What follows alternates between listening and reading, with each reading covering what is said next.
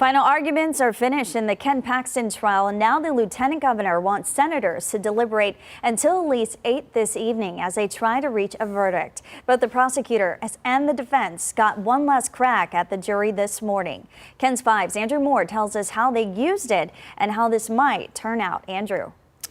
Yes, well, prosecutors say that Paxton attempted to use his office to help donor Nate Paul. The defense is roughly claiming that there is no evidence that Paxton succeeded in illegally helping Paul and that he essentially didn't get anything out of the arrangement. But UTSA political expert John Taylor says if senators decide Paxton attempted corruption, well, that could be enough anyway.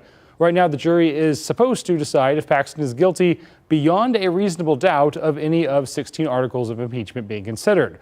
Those articles did say Paxton had said things such as direct staff to work on an opinion to benefit Paul's properties, hire an outside attorney to investigate Nate Paul's behalf, and to intervene in a civil suit that Paul was part of. Defense attorney Tony Busby says Paul did not actually gain anything from the arrangement, so there's no way that reasonable doubt would be met in this case. But UTSA political expert John Taylor says that this is still a political trial and there is no guarantee senators will use that reasonable doubt standard.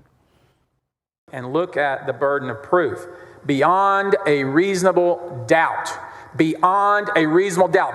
No, you really don't, because this is politics ultimately. And so if the senators believe that where there's smoke, there's fire, even if it might be circumstantial, if that's enough, that's enough. So how long will it take them to make a decision here? Well, now they have to deliberate until at least 2/3 have decided which way they want to vote. The lieutenant governor is currently keeping the senators there until 8 p.m. to try to get a decision. If they don't make one between now and then, they're going to have to be back at 9 a.m. in the morning. Audrey.